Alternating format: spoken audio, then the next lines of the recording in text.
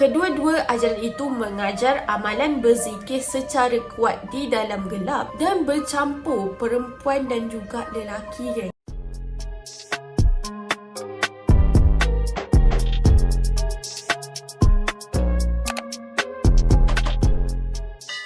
Saya bertemu sendiri dengan Ayah Pin di istana dia.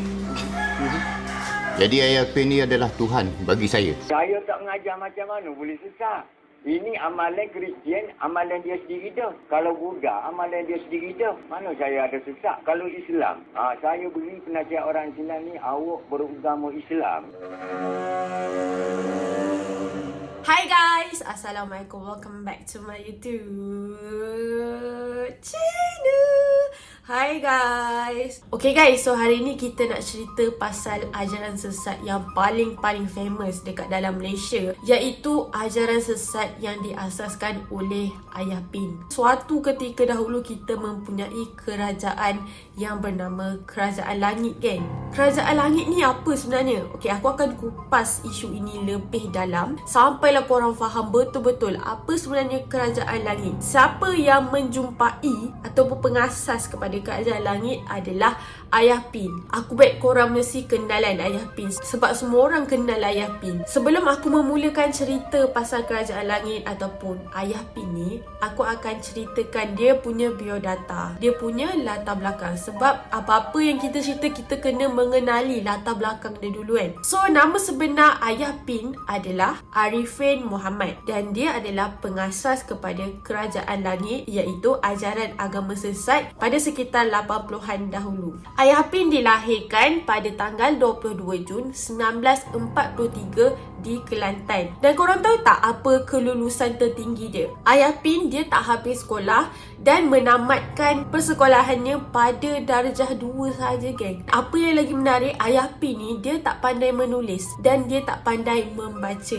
Korang bayangkan, orang yang tak pandai menulis, orang yang tak pandai membaca ni, dia boleh suka-suka je mendakwa diri dia Tuhan. Pada awalnya, Ayah Pin hanyalah seorang orang kampung yang biasa yang menjual petai untuk menyara keluarga dia sendiri. So, kronologi ajaran sesat ni ialah bila dia buat pengakuan terbuka, Ayah Pin merupakan Tuhan bagi semua agama di muka bumi, geng. Dia cakap lah. And then, dia cakap dia terima wahyu daripada langit untuk mengembangkan ajarannya di muka bumi. Dan korang tahu tak kenyataan statement pertama dia pasal Kerajaan Langit ni? Dia kata, saya dilantik sebagai wakil Kerajaan Langit supaya memantau keadaan dunia agar selamat dan tiada sengketa sesama sendiri untuk yang beragama Islam, Kristian, Buddha dan juga Hindu.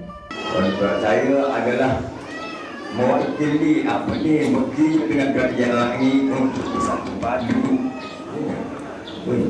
Untuk satu padu manusia, tak kira bangsa dan tak kira agama. So, apa punca Kerajaan Langit ditubuhkan adalah bermula apabila anak perempuan Ayah Pin sendiri berkahwin dengan seorang pengamal ajaran sesat di Tanah Merah, Kelantan yang dikenali sebagai Hasan Anak Rimau. Selepas anaknya berkahwin, dia mula berguru dan menjadi pengikut kepada menantu dia. Setelah lama Ayah Pin menuntut bersama menantu dia, dia mula merasakan diri dia lebih tinggi dan dia merasakan pengaruh dia lebih kuat, lalu menubuhkan satu kumpulan ajaran sesat yang bernama Kerajaan Langit. So, persamaan dua ajaran sesat daripada Hasan Anak Rimau dan Kerajaan Langit adalah kedua-dua ajaran itu mengajar amalan berzikir secara kuat di dalam gelap dan bercampur perempuan dan juga lelaki, geng. Setelah ajaran sesat itu berkembang, ajaran daripada Ayah Pin itu telah mendapat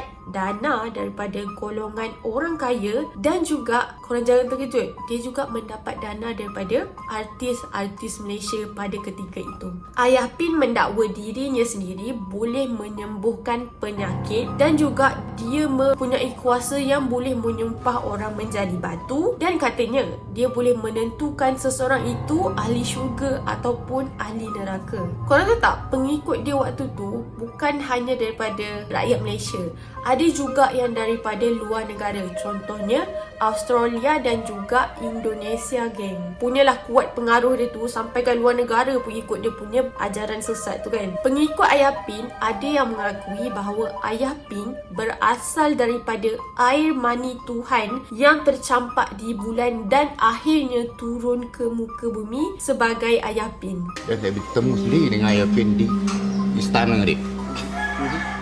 Jadi Ayah Pin ni adalah Tuhan bagi saya.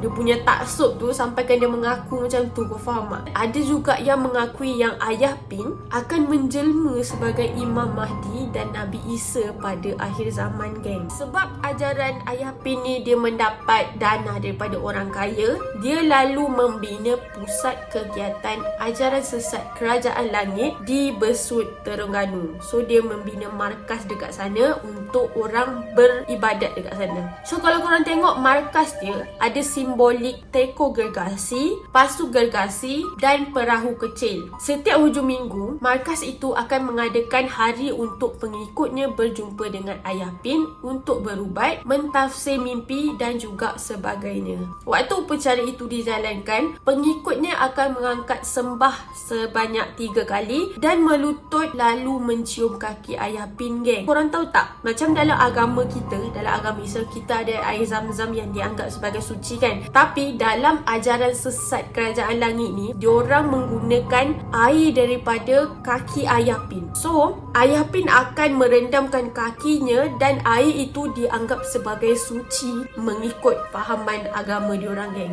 Setelah ajaran itu lama berkembang, pada tahun 1997, Majlis Agama Islam Terengganu mengisytihar bahawa ajarannya sesat dan diwartakan haram pada waktu tersebut. Waktu tu, dia dan pengikutnya telah ditangkap, dan semasa dia ditangkap, dia kata dia dah keluar daripada agama Islam sejak daripada tahun 1998. Akibat daripada tu, dia tak boleh ditangkap kerana katanya tidak bertentangan dengan mana-mana agama. Pada tahun Jun 2001, Ayah Pin telah ditangkap sebab menghina agama Islam dan dipenjara selama 11 bulan serta denda sebanyak RM3,000 di penjara Pengkalan Cepa, Kelantan. Tetapi walaupun selepas Ayah Pin ditangkap, pergerakan dia tak terhenti begitu saja tau. Ayah Pin dan keluarganya melarikan diri dan menuju ke selatan Thailand. Sejak Ayah Pin melarikan diri, upacara yang dikatakan menyembah Ayah Pin tidak dijalankan dan markasnya dirobohkan untuk menghalang ajaran sesat itu diteruskan. Tapi korang tahu tak, waktu proses perobohan markas tersebut, dia ambil masa yang sangat lama sebab banyak gila masalah.